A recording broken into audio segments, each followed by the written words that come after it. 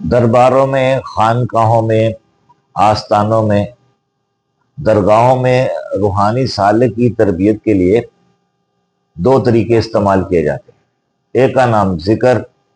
اور دوسرے کا نام فکر عام اصطلاح میں استعمال کیا جاتا ہے۔ ذکر سے مراد سالک کسی اسم کا، اللہ تعالیٰ کی صفات کا، حضور صلی اللہ علیہ وسلم کے کسی اسم کا، قرآن مجید کی کسی آیت کا یا کسی صورت یا بار بار ورد کرتا ہے۔ بار بار ورد کرنے سے، بار بار تکرار کرنے سے اس کا ذہن جو ہے اس اسم کے اندر، اس صورت کے اندر یا ان آیات کے اندر جو روشنی ہے، جو فہم جو ہے اس سے جو ہے وہ واقف ہونا شروع ہو جاتا ہے۔ فکر کے اندر یا مراقبے کے اندر الفاظ کی تکرار جو ہے وہ نہیں ہوتی، مقصد دہرایا جاتا ہے، یعنی کہ جو نتائج حاصل کرنے ہوتے ہیں یا بندے کا جو ٹارگٹ ہے یا جو وہ ذہن کے اندر جو اپنا مرکز یا مقصد جو ہے وہ سامنے رکھتے ہوئے اس کے اوپر اپنی توجہ مرکوز کرتا ہے۔ وہ اللہ تعالیٰ کی صفات کا ورد ہو سکتا ہے، اللہ تعالیٰ کی ذات کا ہو سکتا ہے، حضور صلی اللہ علیہ وسلم کے روضہ مبارک کا ہو سکتا ہے، یعنی کہ تصور کے اندر، مراقبے کے اندر اپنی توجہ ایک نقطے کے اوپر مرکوز کی جاتی ہے۔ اس یکسوئی کے نتیجے میں جو ہے بندے کے حواس جو ہیں اس مقصد کے اندر جو ہے اتنا اتر جاتے ہیں کہ وہاں پہ جو روشنی ہے، انوارات یا تجلیات جو ہیں حواس اس سے واقف ہونا شروع ہو جاتے ہیں۔ ذکر کے اندر اور فکر کے اندر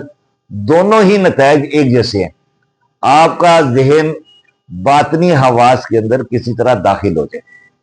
روحانی علوم کے اندر سالک کی تربیت کے لیے 40 دن کا اہتمام کیا جاتا ہے۔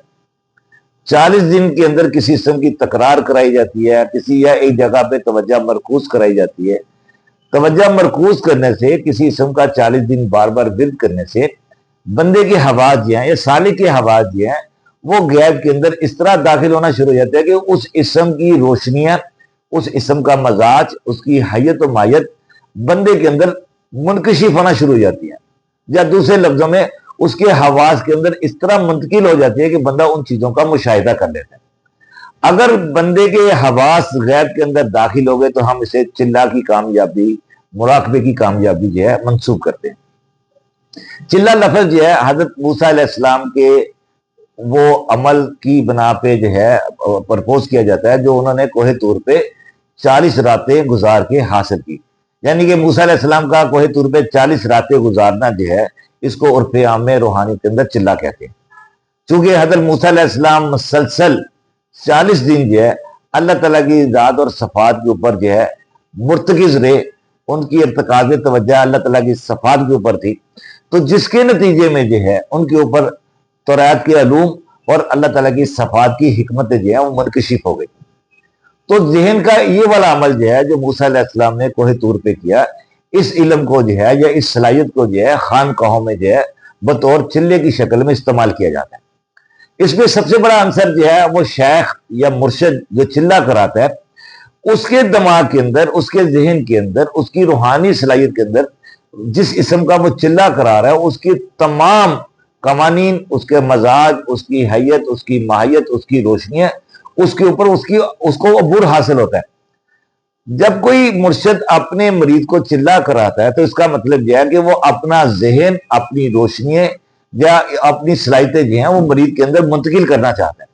تو مرید کی بار بار تکرار سے، مرشد کے بتائے ہوئے علم سے یا اس کے حکم کی تکمیل میں جو ہے مرید جب اس پہ عمل کرتا ہے تو مرشد کا ذہن جو ہے اس عمل کے ذریعے، اس اسم کے ذریعے یا اس چلے کے ذریعے مرید کے اندر منتقل ہونا شروع ہو جاتا ہے۔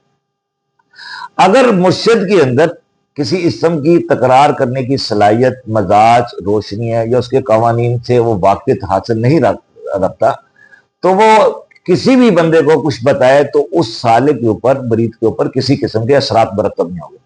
چاہے مرید اس اسم کا کروڑ دفعہ جو ہے ورد کرے یا 40 سال تک بھی جو ہے اس کی تکرار کرتا رہے، جب تک مرشد کے ذہن کے مطابق جو ہے اس اسم کی تکرار نہیں ہوگی، سالک کے اندر جو ہے روحانی علوم منتقل نہیں ہوں گے۔ تو خانقاہوں کے اندر جو ہے مرشد جو ہے وہ مرید کی تربیت کے لیے، اس کی صلاحیتوں کے اندر اضافے کے لیے، اپنا ذہن منتقل کرنے کے لیے چلے کی مشق کا اہتمام کرتا ہے۔ تو سبب کی تاریخ کے اندر جو ہے وہ سب سے بڑا چلہ جو ہے امام مبین حضور خواجہ شمس الدین عظیمی صاحب نے اپنے سالکین کو کرایا جن کی تعداد کم و پیش 2500 کے قریب تھی۔ تصوف کی تاریخ کے اندر یہ اپنی نوعیت کا واحد چلہ تھا جس میں جو ہے پوری دنیا سے لوگ جو ہے چلے کے اندر جو ہے اپنے آپ کو مرتکز کیا۔ وہ یورپ کے اندر، امریکہ کے اندر، ایشیا کے اندر، امارات کے اندر، پاکستان کے اندر مختلف اوقات میں مختلف جگہوں پہ مختلف موسموں کے ساتھ جو ہے وہ اس چلے کی تکرار کی۔ تو اس چلے کی تکرار سے جو ہے جو سالکین کو فائدہ ہوا وہ تصوف کی تاریخ کے اندر باقاعدہ ایک ریکارڈ جو ہے کہ لوگوں کے اندر جو ہے ایک روحانی ہستی کی صلاحیتیں، روحانی ہستی کی طرز فکر جو ہے وہ منتقل ہوئی۔ تو روحانی علوم کے اندر جو ہے چلہ کرانے کا مقصد جو ہے کسی طرح سالک کے حواس جو ہے وہ غیب کے اندر داخل ہوتے ہیں۔